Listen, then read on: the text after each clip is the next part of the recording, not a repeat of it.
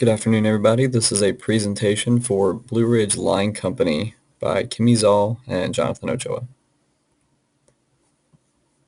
First, I'm going to start with our problem statement. The problem in the fishing industry is most fishing companies have a variety of options, but the products, whenever they're cut or left behind, are very harmful for the environment. Whenever you cut fishing line and it's left in the natural environment, when it heats up, it releases PCBs, bad dissolved plastic, similar to what happens in BPA filled water bottles. That's why the BPA free is printed on a lot of newer bottles, because there's an entire movement to try to get rid of those problems. So with Blue Ridge Line Company, we would solve that problem by producing environmentally friendly fishing line. This would hold the same amount of weight as the current line and be offered in a variety of breaking strengths as current line is.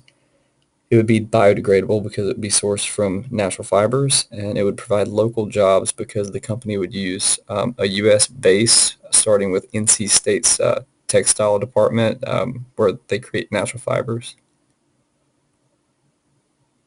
Our mission statement is to provide a natural alternative to commercial fishing line and help lessen negative impacts on foreign chemicals to natural habitats.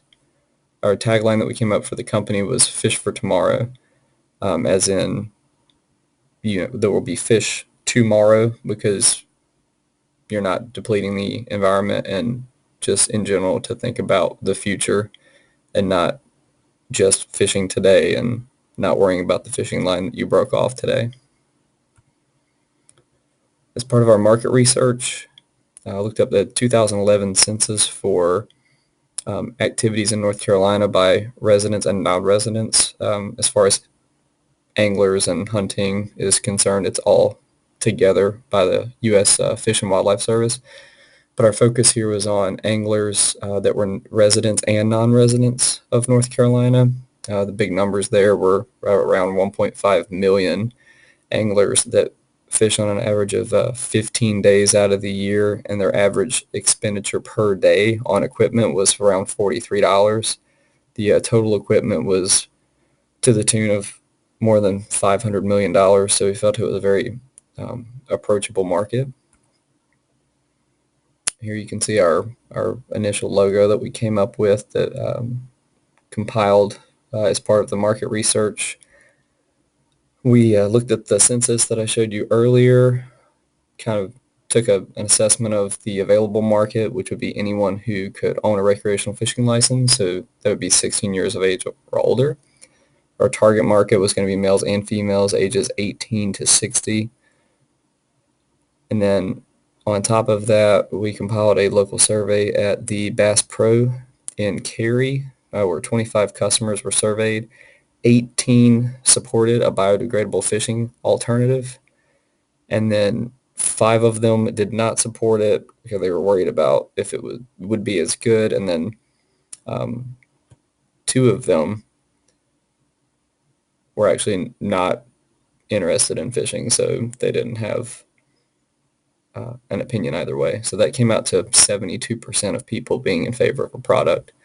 So we thought that was pretty lucrative. And then the projected product price range that we had was like $15 to $40 per unit, depending on the line tests, and that fell within the average purchasing price, or the amount of money spent on a daily basis by people in North Carolina on fishing equipment. As far as our competitive strategy analysis, the top 3 competitors are Eagle Claw, Power Pro, and Spiderwire. Eagle Claw's big advantage was their age. They've been around a long time. A lot of people are familiar with them. They have that going for them. Power Pro is relatively new. They came out in '92, but their big pull is that they are American-made. A lot of the other fishing lines are coming out of China. So with that U.S. base, they have a very good following, and their products are tested very thoroughly, but again, they're not biodegradable. Spiderwire was started in California, and they're kind of just the high end of fishing line. They're going to be like the most expensive, and they have a lot of technology behind them. We did a pestle analysis. the bulk of the fishing line being mowed in China is a big concern because of outsourcing jobs. As the economy fluctuates, you would expect you have supply and demand as in any case. So the cost of fishing line is expensive. The price will fluctuate with that. Fishing offers entertainment for a variety of people. So it being a big range and a big market, we feel like it will constantly be a form of entertainment for people of all ages. So that wasn't too much of a concern. Technology is a very big factor in fishing. There's constantly new iterations of fishing reels and fishing lines that come out every season because people are very much interested in being competitive and testing new products to see what the best product is to catch fish, and the idea is to catch more fish. And then as far as related to the economy, the environment, most fishing products are harmful to the environment when they're left behind. We wanted to provide a product that worked just as well but didn't hurt the environment. And then lastly, the permits that would be needed and examining product safety to make sure it's safe for people as well as wildlife.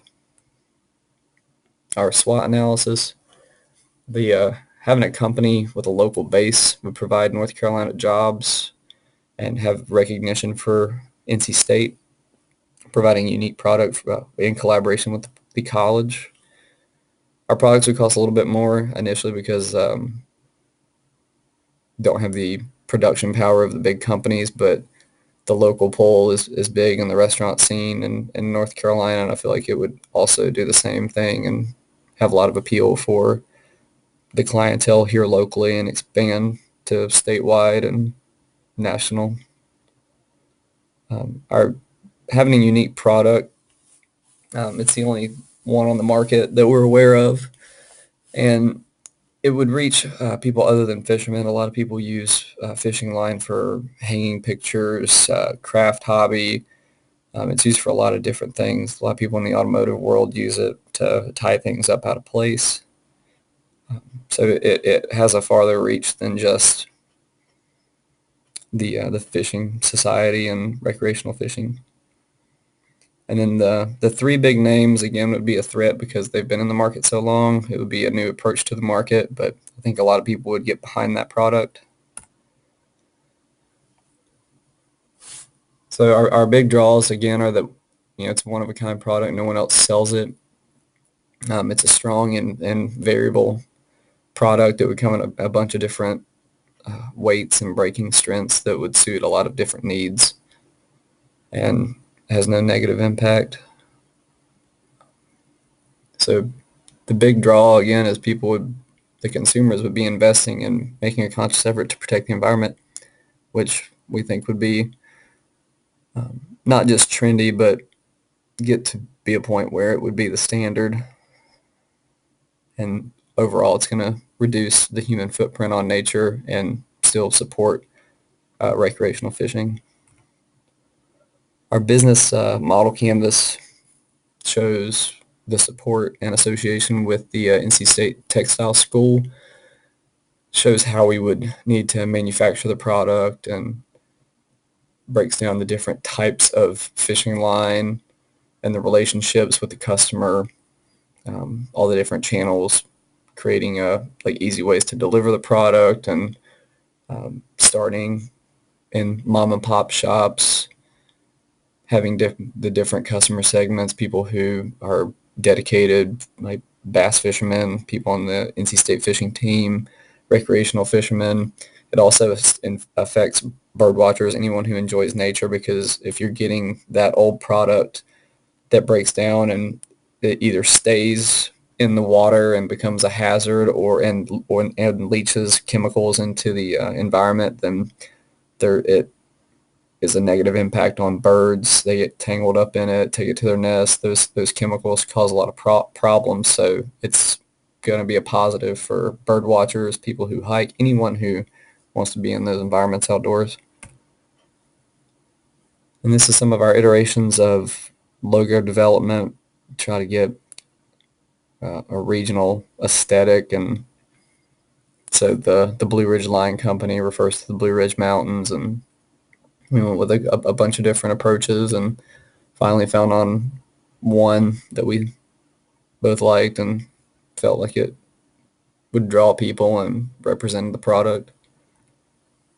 And this is some of the product iterations, basic packaging, and what the product would look like theoretically if we actually made it a run with this and had the actual products.